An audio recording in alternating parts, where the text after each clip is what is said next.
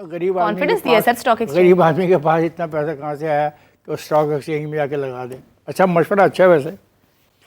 फिर ये तजवीज़ दी गई कि जनाब आम आदमी को सरमायाकारी करने का मौका मिला है। इकनॉमिक इस्तेकाम की बड़ी बात की।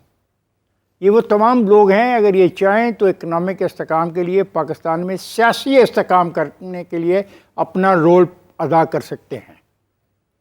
जब तक पाकिस्तान में सियासी इस्तेकाम नहीं होगा तो इक्तिसादी इस्तेकाम के बारे में ये गुफ्तगू बड़ी अच्छी लगती है।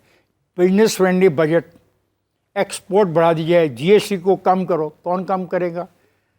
कॉस्ट ऑफ एनर्जी कम करो। कॉस्ट ऑफ एनर्जी आपको भी पता है कि इस मौके पे कम नहीं हो सकती है। आप कहते हैं कि काइबर रेट तो ऑलरेडी कम हो गया और इससे ज़्यादा कम होना मुमकिन नहीं है। आइए ज़रा किसान की तरफ आते हैं। अहम फसलें बिल्कुल तबाह हुई हैं। कपास की पैदावार में इस साल 30.7% की कमी हुई है, 30.7%। और जो ज़ेर रकबा काश्त होता है कपास का, उसमें 15.7% कमी हुई है।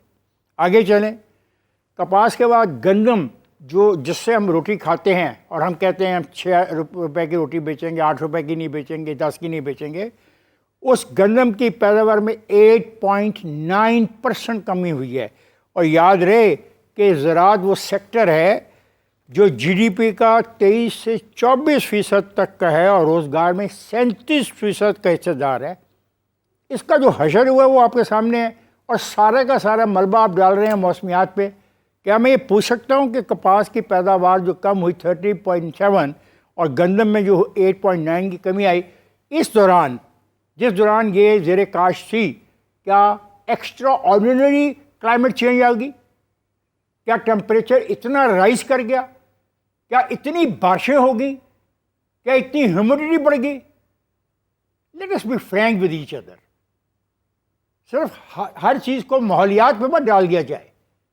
देखा जाए, जब आपके पास अच्छा सीड नहीं है, आपके पास जो खाद है वो जेली है, जो दवाइयाँ स्प्रे करनी है हमने पेस्टिसाइड की, वो 2 नंबर पे हैं, तो फिर तो नतीजे यही होंगे। और आपने कहा कि आप कहना चाहते हैं कि मैं ये भी कहता हूँ जो किसान कार्ड है ये कोई सरकारी मदद नहीं है, ये किसानों को कर्जे में और डुबोने का तरीका है। मतलब जो किसान कार्ड आप मुझे दे रहे हैं, आप मेरी मदद नहीं कर रहे, उसके ऊपर आप मुझसे वसूल कर रहे हैं सूद। मैं और प्रॉब्लम में जा रहा हूँ। ट्रैक्टर को कम करने की ज़रूरत है, आप ट्रैक्टर की जो कीमत है वो कम नहीं कर रहे। बहुत सारी ऐसी इश्यूज हैं जिस पे मैं आपसे, तो आप कह रहे हैं पॉलिसीज ज़राअत फ्रेंडली नहीं है? बिल्कुल एब्सोल्युटली नहीं। और देखो अपना आयशा, मैं ये साफ बता दूं कि जो जीडीपी की आप बात बहुत करते हो, और अभी ये बहुत सारे दोस्त हमें जीडीपी की तरक्की की बातें बहुत करेंगे, 23 से 24% जो जीडीपी है वो रोज़गार में 37% हिस्सेदार है। और ये कह रहे हैं, ये क्या कह रहे हैं, ये कह नहीं, एक सेकंड प्लीज, कंपेरिजन नहीं, ब्रेक पे जरूर जाइएगा। मैंने वो बोलने और किसान ना बोले, किसान को आप बोलने नहीं देते, ना बोलने दीजिए, ठीक है, ब्रेक पे चले जाइए। इफ्तिखार साहब कह रहे हैं वहाँ जो कॉन्फिडेंस और ग्रोथ है वो उसको लेकर कुछ सवालात कर रहे हैं, वो श्योर नहीं है जिस श्योरिटी पे आप खड़े हैं। रद्द-ए-अमल देंगे इस पे? देखिए, बड़ी मादरत के साथ इफ्तिखार साहब उन बहुत सारे लोगों में शामिल हैं जिनको स्टॉक एक्सचेंज के बारे में बहुत ज़्यादा अवेयरनेस नहीं है और उनका अपना परसेप्शन है।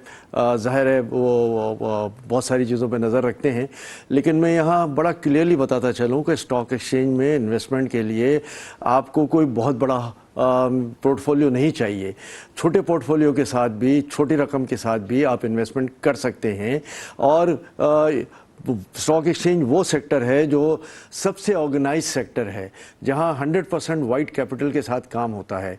ये बातें वो लोग करते हैं कि जो ब्लैक कैपिटल के साथ, ग्रे कैपिटल के साथ काम करना चाहते हैं और उनके पास कोई एवेन्यू नहीं मिलता कि ज़मीन खरीद ली, कोई प्लॉट खरीद लिया, कोई फला खरीद लिया।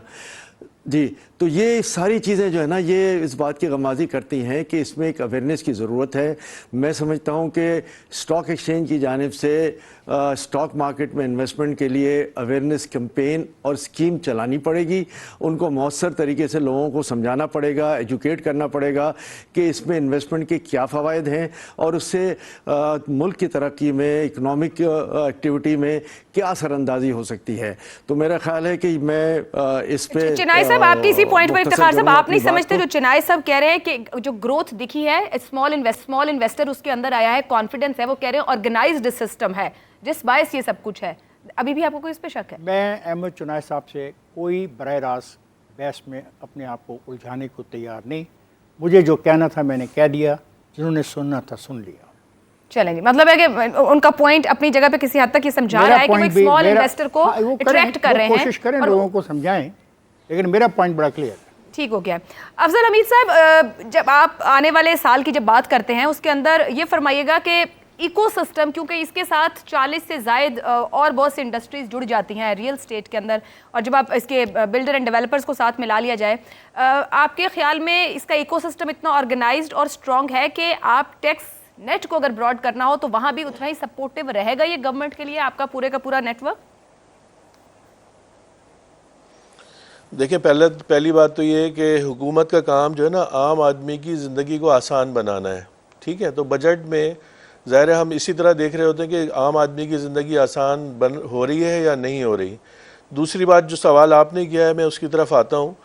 بات یہ ہے کہ دیکھیں, آپ نے الائڈ انڈسٹری کی بات کی ہے, تو میں الائڈ انڈسٹری جو ہے نا اس وقت دیکھیں, جب تک آپ کو ابھی بھی ہمارے دوسرے ایک ساتھی بات کر رہے تھے کہ کاسٹ آف ڈوئنگ بزنس جو ہے وہ بہت ہائی ہے.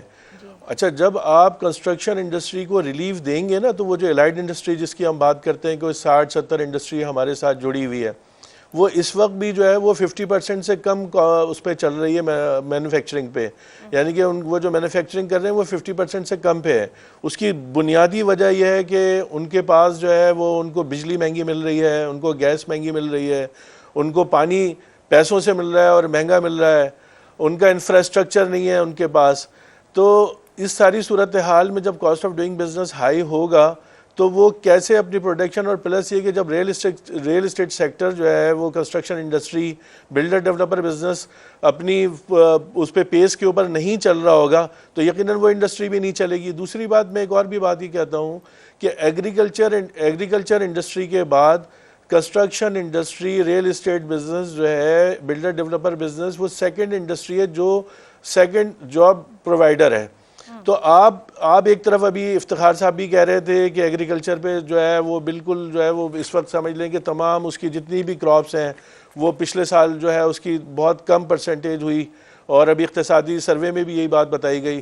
تو میں سمجھتا ہوں کہ پیرالل اگر آپ اگر چاہتے ہیں کہ عام آدمی کو, کیونکہ ہمارے ساتھ وہ آدمی جڑا ہوا ہے, اگر وہ ان اسکل اور اسکل لیبر ہمارے ساتھ دونوں طرح کی جڑی ہوئی ہے. یعنی کہ اگر کسی کو کوئی کام نہیں بھی آتا تو وہ ہمارے ساتھ آ کے کام شروع کرتا ہے تو وہ پہلے دن 1500-2000 روپے کی دہاڑی کے اوپر اس کا کام شروع ہو جاتا ہے. اور اس کے ساتھ ساتھ ہماری انڈسٹری کے اندر ایک اور بڑا ایڈوانٹیج یہ بھی ہے کہ جب ہمارے ہاں کوئی آدمی 1-2 سال کام کر لیتا ہے تو وہ ایک طرح کا اسکل لیبر بن جاتا ہے, اور وہ اس کی ایک طرح سے وہ جو اب ہیومن ریسورس ایکسپورٹ کرتے ہیں وہ ایکسپورٹ کا ذریعہ بن جاتا ہے, اور اسی کے نتیجے میں وہ پھر ہمیں ریمیٹنس یہاں بھیجنا شروع کر دیتا ہے.